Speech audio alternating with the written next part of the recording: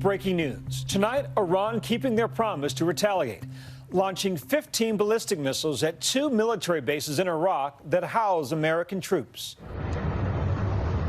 Iranian state TV releasing video which purportedly shows the missiles targeting one of the bases on Al-Assad air base.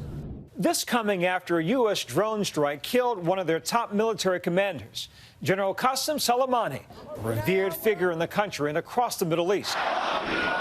Iranians out in full force in the streets to honor him. President Trump briefed on tonight's attack, which came hours after he doubled down on his order to take out Soleimani, insisting that the general was planning a, quote, very big attack. Well, number one, I knew the past. His past was horrible. He was a terrorist. We had tremendous information. We've been following him for a long time, and we followed his path for those 3 days, and they were not good stops. We didn't like where he was stopping. They were not good stops. We saved a lot of lives. This as Iranians tonight pay their final respects to Soleimani. The White House closely monitoring the situation, with President Trump tweeting tonight that, quote, all is well.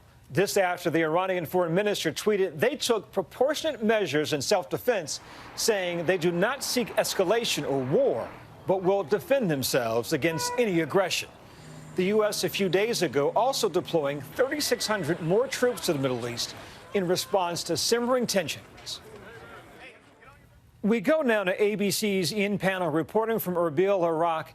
Ian, what are you learning tonight on the ground? It's been a long evening of fast-moving events and high tension here in Iraq.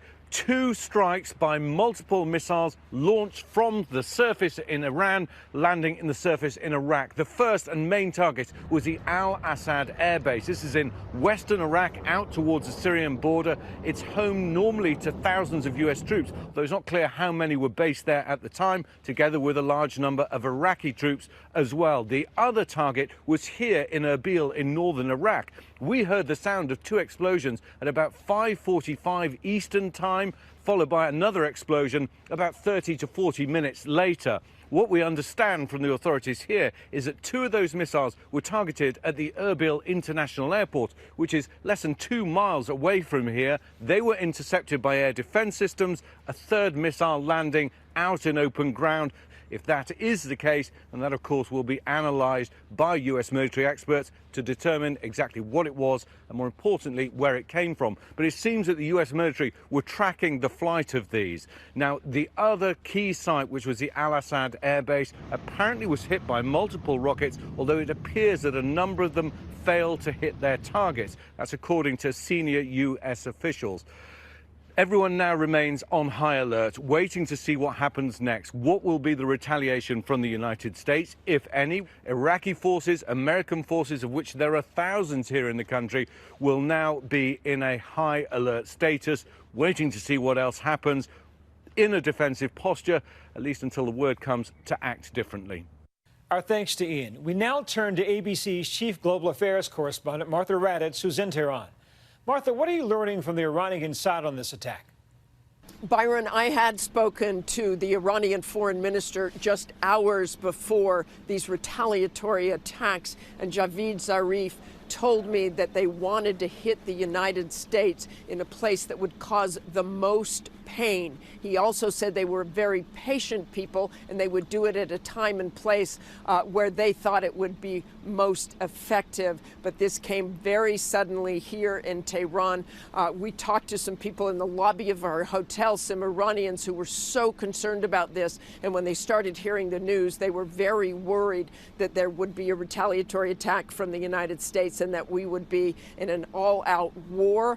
Zarif told me today that that is up to the United States and how they respond to this attack. But I get the sense here tonight, Byron, that no one in Iran wants any sort of all-out conflict. And where just a few days ago the ball was in Iran's court, it is now certainly in the United States' opinion on what they do and what action President Trump takes in retaliation to this attack. Byron? Thanks, Martha. We now turn to ABC's senior national correspondent, Terry Moran. So, Terry, what are you hearing from the White House tonight? Well, the president was apprised right away, of course, of this attack, and he gathered around him his top national security team, Secretary of State Mike Pompeo, Defense Secretary Mark Esper, top military commanders, Vice President Pence, all coming to the White House in the Situation Room as these developments occurred. And they watched as the damage assessment took place. He was also calling other world leaders, including the Emir of Qatar. Qatar, sometimes a go-between between Iran and the West. So he was involved diplomatically and militarily, but at the end of the night, held fire, both literally and rhetorically. Really, this is a president who's been issuing blood-curdling threats against Iran, threatening massive escalation if they retaliate for the killing of Qasem Soleimani. And nothing, really, at the end of the day, except the president did say that he would be speaking to the nation tomorrow morning. Terry, about that, the president tweeted tonight saying in part, quote, all is well. What does this tweet signal, you think? Well, I do think it signals that he's looking for an off-ramp, wanting to maintain American credibility. He's certainly, one of his main political goals is to distinguish himself from President Barack Obama and previous American presidents who he says weren't tough enough on Iran. He has taken this dramatic action of taking off the battlefield Qasem Soleimani, one of the national heroes of Iran. And here is this response from Iran, which apparently has taken no American lives, no Iraqi lives, as far as we know at this point. It sounds as if both sides are trying to soften the tone a little bit. I mean, that's hard to say after a missile attack, but it did not kill. And I think the president's response is measured in response to that.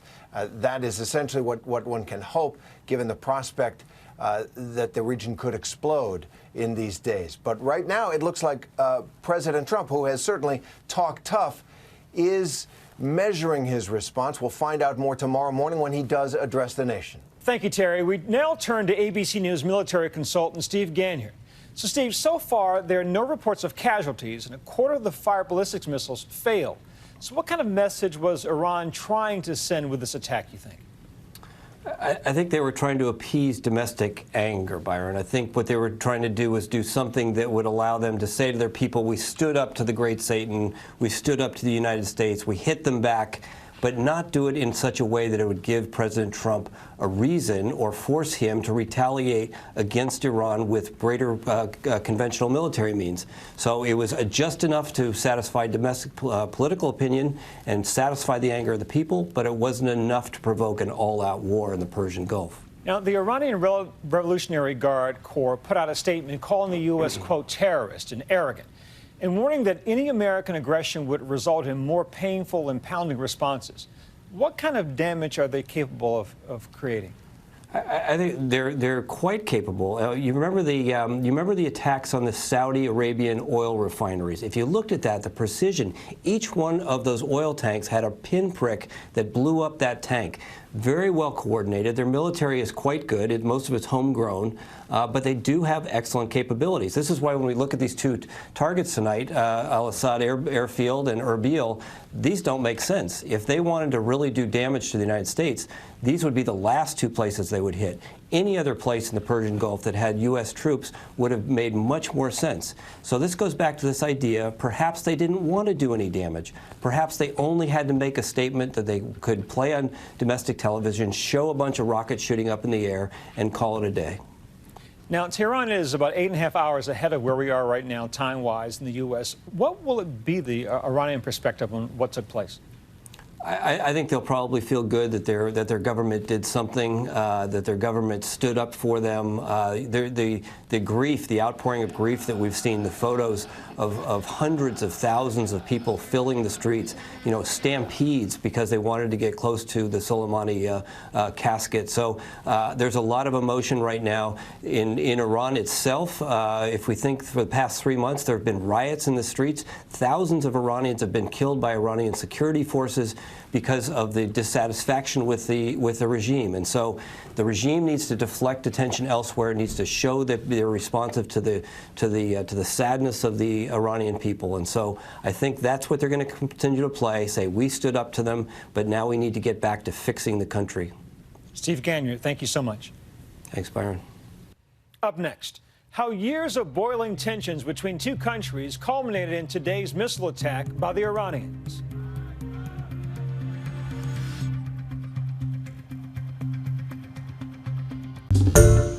Hi, everyone. George Stephanopoulos here. Thanks for checking out the ABC News YouTube channel. If you'd like to get more videos, show highlights, and watch live event coverage, click on the right over here to subscribe to our channel. And don't forget to download the ABC News app for breaking news alerts. Thanks for watching.